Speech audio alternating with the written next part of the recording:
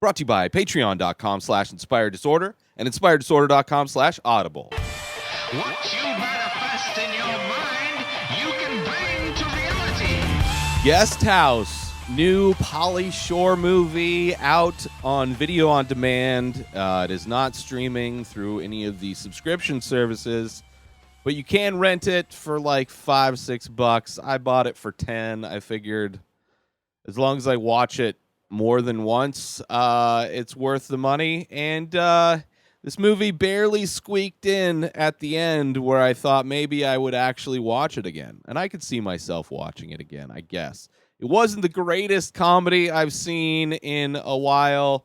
It's not my favorite Pauly Shore movie, but it wasn't horrible. It wasn't horrible. It has its problems, but it also has some good moments. So the premise of the movie is Pauly Shore lives in a guest house. There's a couple, the main couple, Amy Teagan, to Garden. She's the Taylor family daughter in Friday Night Lights, which is a great show, and she was good in it. Kind of weird seeing her grown up now. The husband is Mike Castle. It's the couple. They're dating. They're looking to buy a house. They find a dream house. But the only problem is there's a little weasel living in the guest house named Pauly Shore, although his character is named something else. But it doesn't matter. Pauly Shore is Pauly Shore in every movie that Pauly Shore is in. So that's the plan. They got to try and get him out of the guest house because he's kind of like the movie Beach Bum in a lot of ways. He's the adult kind of loser, just still doing drugs all the time, partying all the time. No real source of income necessarily, just, independently wealthy, I guess, living in this guest house and just having parties and getting stoned all the time, which is still kind of in the Pauly Shore lane of acting. It is a little sad. It is a little sad seeing Pauly Shore still doing basically the same thing. At least he's not playing, it wasn't trying to like cast him as a younger person. It's, he's playing his age, which is, in his 50s or whatever. But yeah, so the premise, problems I have, the couple don't like. There's a lot of comics in this movie, which is great. Those are some of the plus sides of this movie. Is there's a lot of comedians that got some work, and there's a couple specifically that kill it, which I'll get to in a bit. But the lead couple should have been cast. They should have cast some comedians. I don't just neither of them. I mean, the female character is pretty pointless. She's there just to be kind of a horrible, partner to this guy. And then the guy, as you might think, if you were to imagine what might happen in a movie where there's a party animal living in your guest house and you're trying to get rid of him, that maybe the man of the house would partake in some of the party, some of the drugs, which there are those scenes, and they're okay. It would have been nice to see the wife partake in some of the party to kind of even out the dilemma of them having problems getting rid of him, because there's a little bit of a bond that forms with Pauly Shore and the man of the house. But I just didn't like their acting. I didn't think either of them were interesting at all. Definitely didn't bring any humor to the movie. They're clearly trying to play like the straight men and straight women. And there's a couple scenes, like there's a scene where there's a couple scenes actually where Pauly doses them, which it would be curious to know if that came from Ari Shaffir dosing Bert Kreischer in that unreleased episode of Bert Kreischer's podcast. But very similar because they both get dosed with liquid Molly, I guess. If that's a thing, you can get liquid form of MDMA. Which they're fine. It would have added a lot more. I mean, I figure if you're gonna do a comedy movie, you cast a bunch of comedians in this movie. Um, why not have the two leads? Because it's not like even the two leads are like movie stars where you're trying to bank on their name or their popularity to help sell this movie. I mean, they clearly are just using Pauly Shore to sell this movie. But why not cast some actual comedians in the lead role? That I didn't get. But the two of a bunch of comics that were casted, there was a lot of them. Eric Griffin plays a cop who I thought was hilarious. And then Felipe Esparza kills it. He plays a priest during a wedding.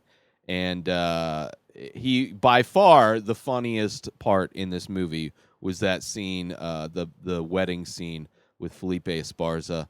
But Eric Griffin, kind of a bigger character in this because he keeps getting called to the house because of the partying. Of course, befriends the Pauly Shore character, so makes it extra difficult for the homeowners to get rid of this pest. But yeah. I mean, kind of a basic premise.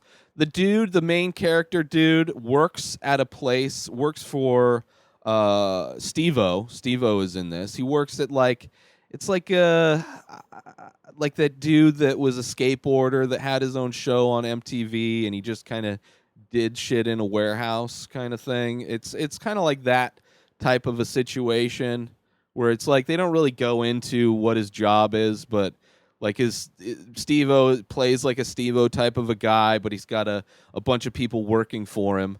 And it's just they never really get into his job much. It's kind of a weird thing that like there's these scenes where he goes to his job and nothing really happens. I mean, there's Steve-O has a couple conversations with the guy, and it like I don't know, like the whole part of his job. I don't understand why that has to be in this movie. I mean, this whole movie should have been rewritten. The writing of this movie is horrible. It just the writing, and then the two leads, the couple, should have been redone. Like, get some. It seems like the writing of this movie feels like they chopped a bunch out, but the stuff they kept didn't have any kind of connective tissue to the rest of it in any way, really. I mean, there was no.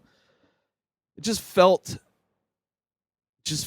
disconnected. It just felt like there were parts that didn't need to be there, where they could have used that time to like flesh out any kind of. There should have been more of this couple like struggling with this guy and really like kind of towing the line between liking him, like him being like maybe we should let him stay here, and then clearly he needs to go. Like, it should have been more of a struggle. Didn't need to have. I mean, Steve-O could have played the lead in this movie, and it would have been way better, right? Because then you could have had him in the scenes where he does let loose and party. You could see him do all these crazy stunts and stuff, and it just would have been. He just would have been more of a character to be in that space as opposed to just a nothing guy, just like generic white guy. Like, if you were to take God, what was the guy from The Office? Jim.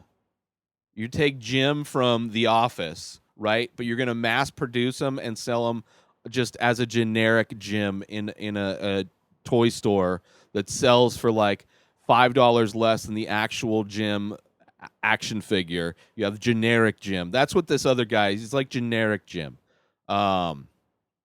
Just not interesting at all.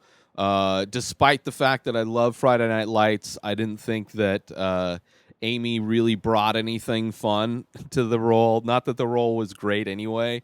It's definitely not gonna pass any Bechdel tests. But yeah, just like not big things could have really made this movie funny. It was okay. Like, if you want a movie where you're, maybe you're intoxicated, and you just throw it on, which that's the thing with comedies that I don't like, is that they're judged on this sliding scale of quality. Like, because it's a comedy movie, like they get passes on bad writing or bad directing, bad storytelling. Like they can somehow get away with not being good in other areas just because they're trying to make people laugh. Just I don't buy that. I think if you want to, you can make good quality comedies and still tell a fun story and still like it, you can still pack it full of jokes.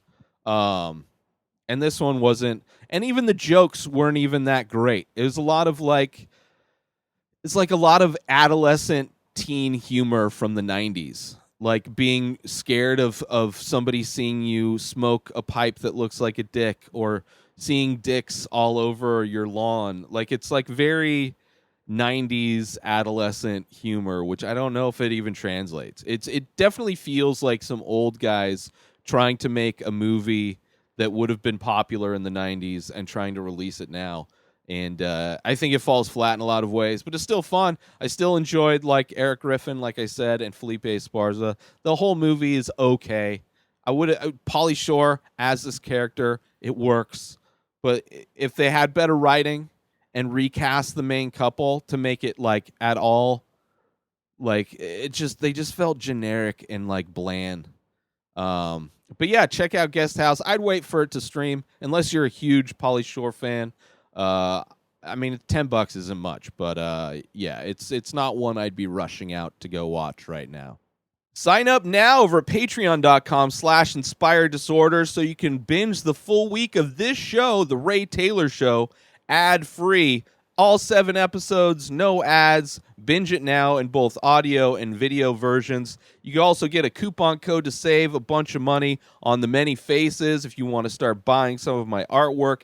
If you like Photoshops, you can download the raw Photoshop files for all the Photoshops I do. It's only $3 a month, so sign up now over at patreon.com/inspired disorder. Also get 2 free audiobooks through Audible when you sign up through my link, inspireddisorder.com/audible.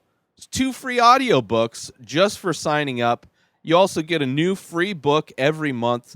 Audible originals are available, guided wellness programs, news, so much more. Sign up now and get yourself 2 free audiobooks through my link, inspireddisorder.com/audible. New episodes come out every single day. Subscribe on IGTV, YouTube, and everywhere else podcasts are found. Binge the full week ad-free over at patreon.com/inspired disorder. Buy Ray Taylor Show merch over at inspireddisorder.com. Follow the show on Instagram at Ray Taylor Show, and have yourself a great day. Peace out!